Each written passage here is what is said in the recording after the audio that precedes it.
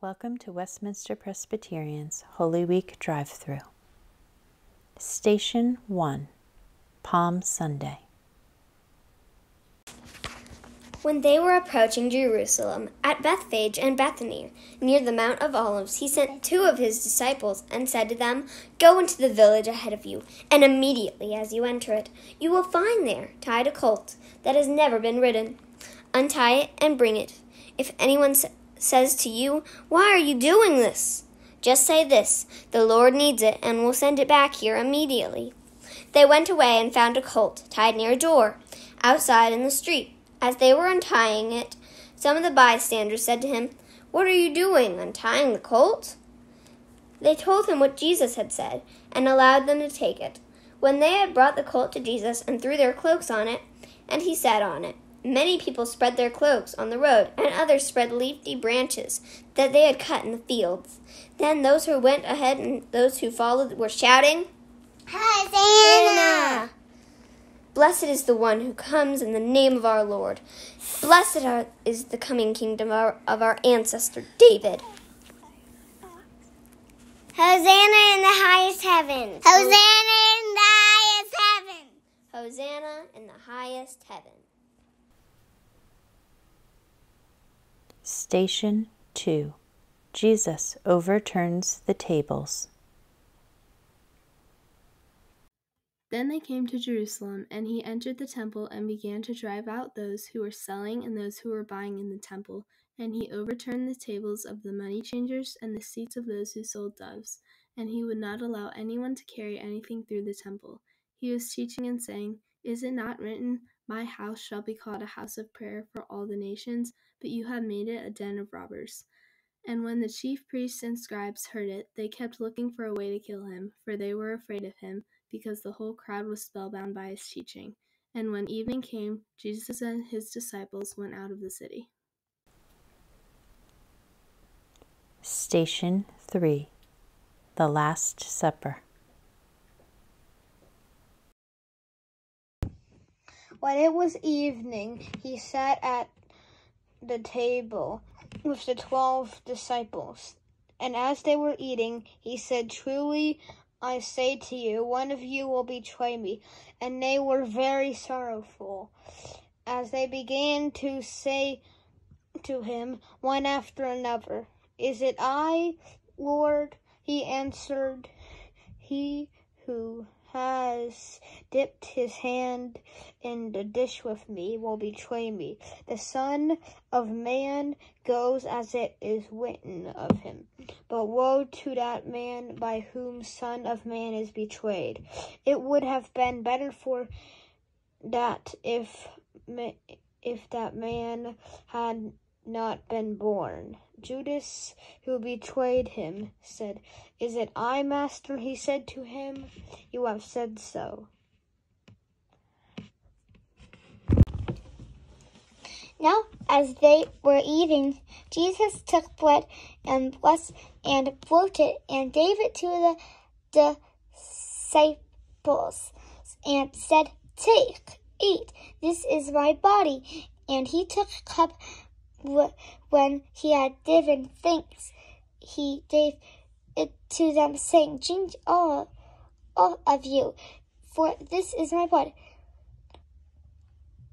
covenant, which is poured out of many for the forgiveness of sins. I tell you, I shall not drink again of this fruit of the vine until that day when I drink it new with you in my Father's kingdom." Station 4, the foot washing. Jesus knew that the Father had put all things under his power, and that he had come from God and was returning to God.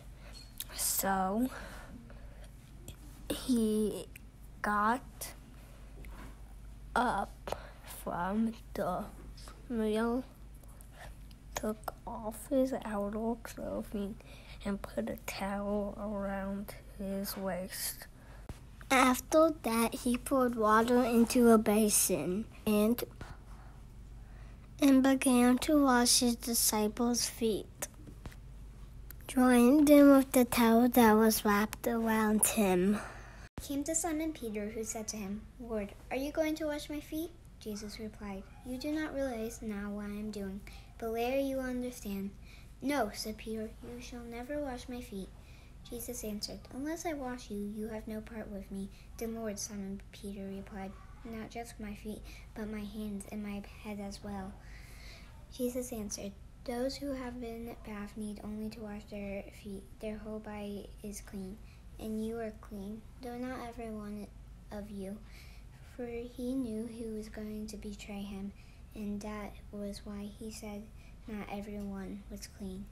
When he had finished washing their feet, he put on his clothes and returned to his place. "Do you understand what I have done for you?"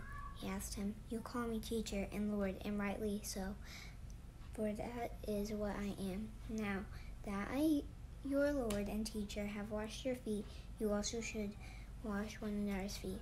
I have set you an example that you should do as I have done for you." Station 5. The Garden of Gethsemane.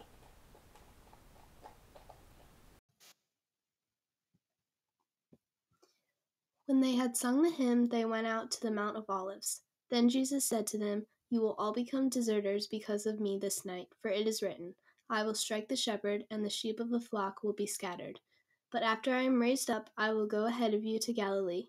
Peter said to him, "They'll all become deserters because of you. I will never desert you." Jesus said to him, "Truly I tell you, this very night, before the cock crows, you will deny me 3 times." Peter said to him, "Even though I must die with you, I will not deny you." And so said all the disciples. Then Jesus went with them to a place called Gethsemane, and he said to his disciples, "Sit here while I go over and pray." He took with him Peter and the 2 sons of Zebedee, and began to be grieved and agitated. Then he said to them, "I am deeply grieved, even to death. Remain here and stay awake with me." And going a little farther, he threw himself on the ground and prayed, "My Father, if it is possible, let this cup pass from me, yet not what I want, but what you want." Then he came to his disciples and found them sleeping. And he said to Peter, "So could you not stay awake with me 1 hour? Stay awake and pray that you may not come into the time of trial. The spirit indeed is willing, but the flesh is weak." Again, he went away for the 2nd time and prayed, "My Father, if this cannot pass unless I drink, your will be done." Again, he came and found them sleeping, for their eyes were heavy. So leaving them again, he went away and prayed for the 3rd time, saying the same words. Then he came to his disciples and said to them, "Are you still sleeping and taking your rest? See, the hour is at hand, and the Son of Man is betrayed into the hands of sinners. Get up and let us be going. See, my betrayer is at hand." While he was still speaking, Judas, one of the 12, arrived. With him was a large crowd with swords and clubs, from the chief priests and the elders of the people. Now the betrayer had given them a sign, saying, "The one I will kiss is the man. Arrest him." At once he came up to Jesus and said, "Greetings, Rabbi," and kissed him. Jesus said to him, "Friend, do what you are here to do." Then they came and laid hands on Jesus and arrested him. Station 6. The trial begins, and Peter's denial. Those who had arrested Jesus took him to Caiaphas, the high priest, in whose house the scribes and elders had gathered.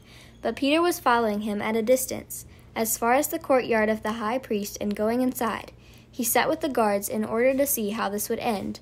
Now the chief priests and the whole council were looking for the false testimony against Jesus, so that they might put him to death. But they found none. Though many false witnesses came forward, at last 2 came forward and said, "This fellow said, I am able to destroy the temple of God and build it in 3 days." The high priest stood up and said, "Have you no answer? What is it that they testify against you?" But Jesus was silent. Then the high priest said to him, "I put you under an oath before the living God. Tell us if you are the Messiah, the Son of God." Jesus said to him, "You have said so, but I tell you, from now on you will see the Son of Man, seated at the right hand of power, and coming on the clouds of heaven." Then the high priest tore off his clothes and said, "He has blasphemed. Why do you still need a witness? You have now heard his blasphemy. What is your verdict?" They answered, "He deserves death." Then they spat in his face and struck him, and some slapped him, saying, "Prophesy to us, you Messiah, who is it that struck you?"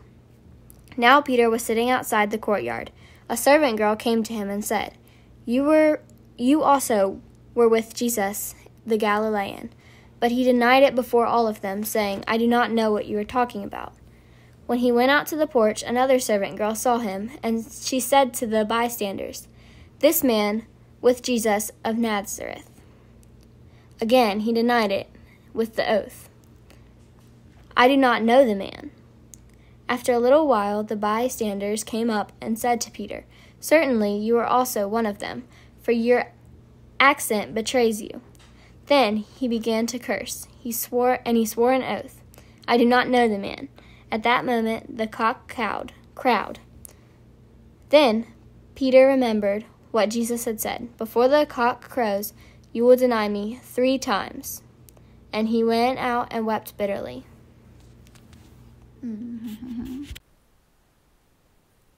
Station 7. Trial by Pilate, and the robe and crown. Early in the morning, all the chief priests and elders of the people made their plans how to have Jesus executed. So they bound him, led him away, and handed him over to Pilate, the governor. Meanwhile, Jesus stood before the governor, and the governor asked him, "Are you the king of the Jews?" "You have said so," Jesus replied. When he was accused by the chief priests and elders, he gave no answer. Then Pilate asked him, "Don't you hear the testimony they are bringing against you?" But Jesus made no reply, not even a single charge, to the great amazement of the governor. Now it was the governor's custom at the festival to release a prisoner chosen by the crowd. At that time they had a well-known prisoner whose name was Jesus Barabbas. So when the crowd had gathered, Pilate asked them, "Which one do you want me to release to you, Jesus Barabbas or Jesus, who is called the Messiah?" For he knew it was out of self-interest that they had handed Jesus over to him. While Pilate was sitting on the judge's seat, his wife said him this message: "Don't have anything to do with this innocent man, for I have suffered a great deal today in a dream because of him." But the chief priests and the elders persuaded the crowd to ask for Barabbas and to have Jesus executed. "Which of the 2 do you want me to release to you?" asked the governor. "Barabbas," they answered. "What shall I do then with Jesus, who is called the Messiah?" Pilate asked.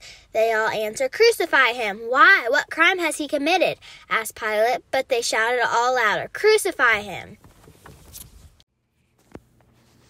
So when Pilate saw that he could do nothing, but rather than a riot was beginning, he took some water and washed his hands before the crowd, saying, "I am innocent of this man's blood. See it to yourselves." Then the people as a whole answered, "His blood be on us and our children." So he released Barabbas from them, and after flogging Jesus, he handed him over to be crucified. Then the soldiers of the governor took Jesus into the governor's headquarters, and they gathered the whole cohort around him. They stripped him and put a scarlet robe on him, and after twisting some thorns into a crown, they put it on his head. They put a reed in his right hand and knelt down before him, mocking him, saying, "Hail, King of the Jews!" They spat on him and took the reed and struck him on the head. After mocking him, they stripped him of the robe and put his own clothes on him. They led him away to crucify him. Station 8. The Hammer and the Nails.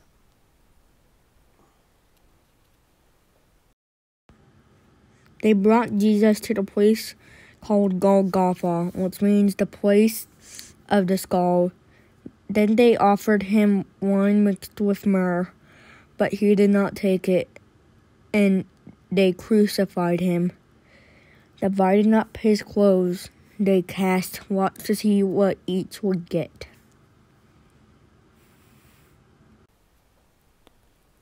Station 9. The Crucifixion.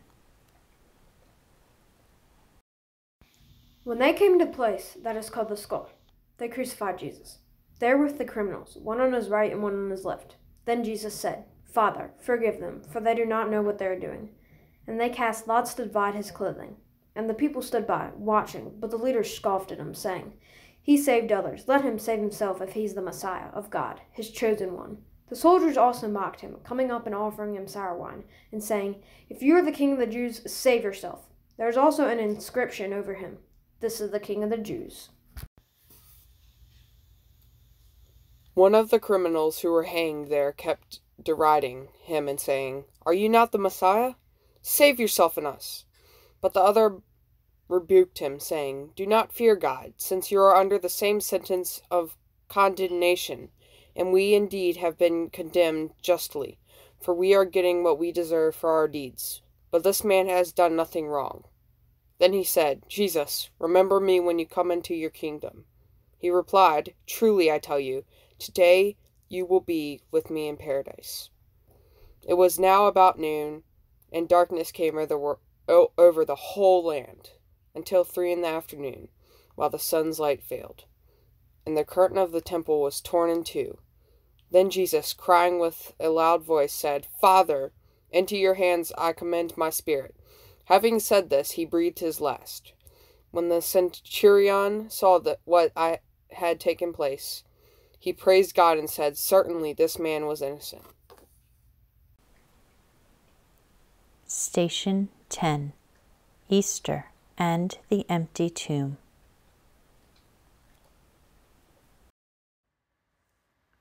When it was evening, there came a rich man from Arimathea, named Joseph, who was also a disciple of Jesus. He went to Pilate and asked for the body of Jesus. Then Pilate ordered it to be given to him. So Joseph took the body and wrapped it in clean linen cloth and laid it in his own new tomb, which he had hewn in the rock. He then rolled a great stone to the door of the tomb and went away. Mary Magdalene and the other Mary were there, sitting opposite the tomb. The next day, that is, after the day of preparation, the chief priests and the Pharisees gathered before Pilate and said, "Sir, we remember what that impostor said while he was still alive. After 3 days I will rise again. Therefore, command the tomb to be made secure until the 3rd day. Otherwise his disciples may go and steal him away, and tell the people, 'He has been raised from the dead.' And the last deception would be worse than the first." Pilate said to them, "You have a guard of soldiers. Go, make it as secure as you can." So they went with the guard and made the tomb secure by sealing the stone. After the Sabbath, at dawn on the 1st day of the week, Mary Magdalene and the other Mary went to look at the tomb. There was a violent earthquake, for an angel of the Lord came down from heaven, and going to the tomb, rolled back the stone and sat on it. His appearance was like lightning, and his clothes were white as snow. The guards were so afraid of him that they shook and became like dead men. The angel said to the women, "Do not be afraid, for I know that you are looking for Jesus who was crucified. He is not here. He has risen, just as he has said. Come and see the place where he lay. Then go quickly and tell his disciples, he is risen from the dead and is going ahead of you into Galilee. There you will see him. Now I have told you." So the women hurried away from the tomb, afraid yet filled with joy, and ran to tell his disciples. Suddenly Jesus met them. "Greetings," he said. They came to him, clasped his feet, and worshipped him. Then Jesus said to them, "Do not be afraid. Go and tell my brothers to go to Galilee. There they will see me." Station 11. Jesus the King. To the King of the ages, immortal, invisible, the only God, be honor and glory forever and ever. Amen.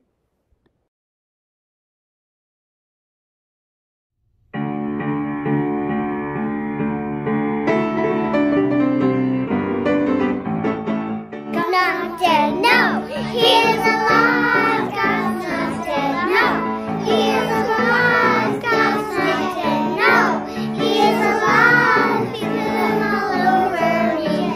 No, he's not dead, no, he is alive. God's not dead, no, he is alive. God's not dead, no, he is alive. Because all over me. On the street, I feel it in my hands, I feel it in my feet, I feel it in the church, I feel him on the street, I feel it in the air, I feel him everywhere, I feel him all over me. No, God's not dead, no, he is alive. God's not dead, no, he is alive. God's not dead, no, he is alive. I feel him all over me. I feel it in my hands, I feel it in my feet, I feel him in the church, I feel him on the street, I feel him in the air, I feel him everywhere, I feel him all over me. No, God's not dead, no, he's alive. God's not dead, no, he's alive. God's not dead, no, he's alive. I feel him all over me. I feel him all over me. I feel him all over me.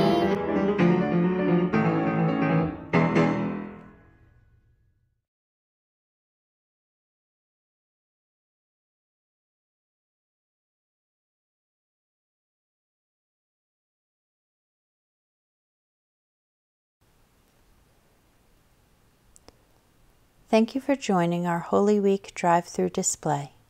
Please join us for worship this Easter Sunday, April 4th, at 6:30 on the mountain, 9 a.m. in the sanctuary, 10 a.m. outside, or 11 a.m. in the sanctuary. And of course, you can always join online. Happy Easter.